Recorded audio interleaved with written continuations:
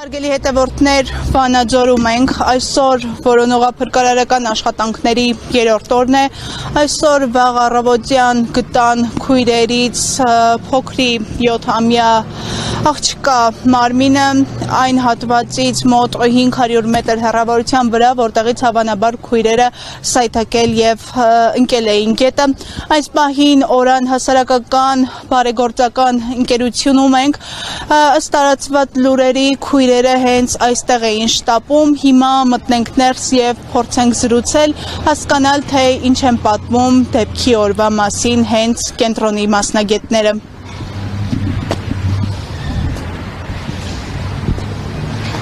Ես Մարինեն եմ Հակոբյան, Օրան բարեգործական հասարակական կազմակերպության գործառնական համակարգողն եմ։ Տիկին Հակոբյան, աղջիկների հետ կապված ինչպիսի երեխաներ էին եւ այդ դեպքի օրը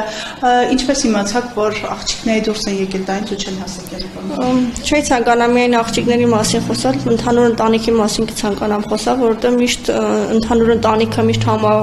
խմբված, համակարգված, միշտ նորմալ հաճախել են, այսինքն ինչ-որ ընթացքում դες ինչ-որ խնդիրներ չենք նկատել։ Մայրիկը նույնպես շատ պատասխանատու, եթե օրինակ 1 ժամ էլ ընդմիջում ունենում էր, այնպես էր անում, որ ինքը բերել երեխաներին տաներ։ Դեպքի մասին իմացել ենք հենց քույրիկից, դե մենք քանի որ հասարակական կազմակերպություն ենք, այստեղ երեխաները տարբեր ժամերի են հաճախում։ Քույրիկը, մեծ քույրիկը եւ որ արդեն 4-ի մոտակայքում հաճախեց Օրան, նաև նշեմ, որ մեզ մոտ եւ որ գալիս են ներքևում լրացնում են մուտքը, ելքը, ամեն ինչ, այսինքն ֆիքսված ունենում ենք։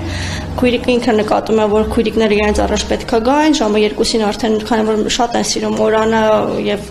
կապիտալից օր չեն բաց թողում, որպեսզի հաճախեն այստեղ, մի փոքր ավելի շուտ էին փորձում գալ Օրան։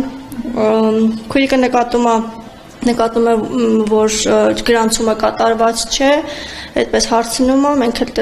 տեղեկացնում ենք, որ իրենք չեն եկել Օրան այսօր չեն հաճախել, այդպես իմանալով,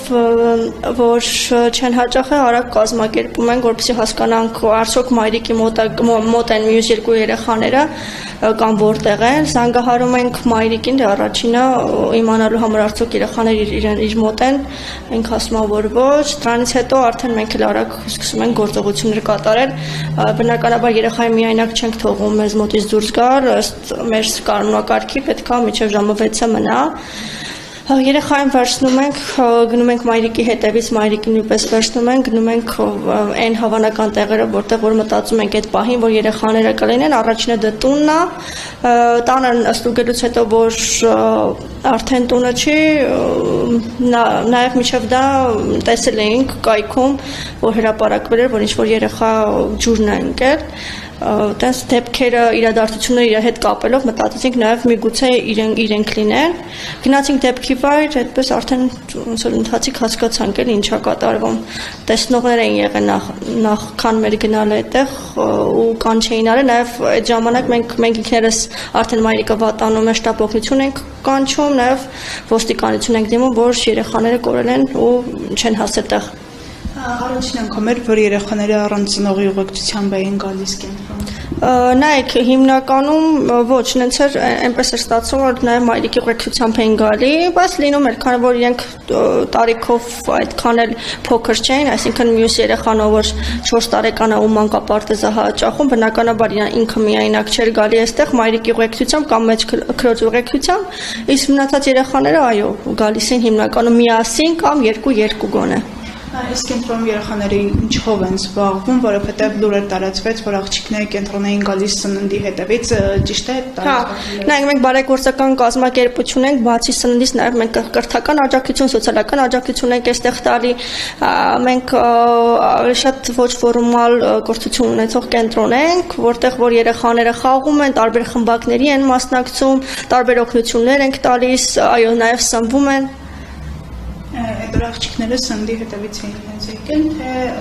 Դե ամենօրյա գրաֆիկի մեջ նաև մտնում է սնունդը, ոչ միայն սննդի, այսպես չի կարելի ասել, որ հենց սննդի հետևից են եկել, որովհետև բացի սննդից մենք այստեղ նաև տալիս ենք այլ օրինակ ունենք այլ խմբակներ, որոնց մասնակից են, էլի դառնում իրենք։ Ինչպիսի երեխաներ են, կարգապահ են, նկատի ունեմ, եթե իրանց մայրիկը արգելել տվյալ հատվածում գետը հատել, կլսեին, թե ամեն դեպքում այդ էմոցիաներին կտրվեին եւ Իրականում այդ մասին չեմ կարող ինչ-որ տեղեկատվություն տալ, միայն իրանց կարգուկանոնի հետ կարող եմ ասել, կրթական էլի մի մասով, որ շատ կարգուկանոնով, դաստիարակված, շնորհքով, շատ լավ երեխաներ են, այդ մենակ կարող եմ ասել։ Նաև մի բան է հավելեմ, չգիտեմ, այս մասը կթողեք թե չէ, որ տարբեր մեկնաբանություններ ենք մենք ինքներս նկատում, որ տարբեր լրատվականներ ինչ-որ տեղադրում են կամ մեկնաբանություններ ենք տենում, հավատացեք, այդպիսի ծնող նամանավանդ իրենց մայրիկի նման ծնող չէր ցանկանա, որ իհարկե տենց ինչ-որ պատահար լիներ ու սխալը հանրության կողմից մեղադրելը մայրիկին կամ ինչ-որ քարկոծելը երեխայի կողքը լիներ կամ չգիտեմ նման այլ արտահայտություններ, հավատացեք, եթե ինքը հնարավորություն ունենար եւ սննդի կամ չգիտեմ ինչ-որ լավ պայմաններում ապրեր երեխաները նորմալ պայմաններում ապրեին, կարիքը չունենային գումարի թե սննդի, բնականաբար տունը կնստեր ու աշխատանքի չէր գնա։ Հորդորոսն է, որ այն մարդիկ, ովքեր որ այսպես չար խոսակցություններ են տարածում, տեղից էլ խոսելի ընտանիքին մեղադրում են, թող կոպիտ ասած միած թափվեն իրենք, որովհետև ճիշտ չէ տեղից էլ այսպես իրավիճակում հայտնված ընտանիքին քարկոծելը կամ եթե ինչ-որ մի բանի չեն տիրապետում մեղադրելը։ Միայն մայրիկի հետ էին ապրում երեխաները, թե Այո, մայրիկը բաժանված էր, երեխաները ապրում էին մայրիկի հետ։ Եվ մեկ հատ միայն 3 քույրերն էին ձեզ մոտ հաճախում։ Չէ, ընտանիքում 5 երեխա են, 5 երեխաներն էլ մեզ մոտ են հաճախել ու հաճախում են, այդպես։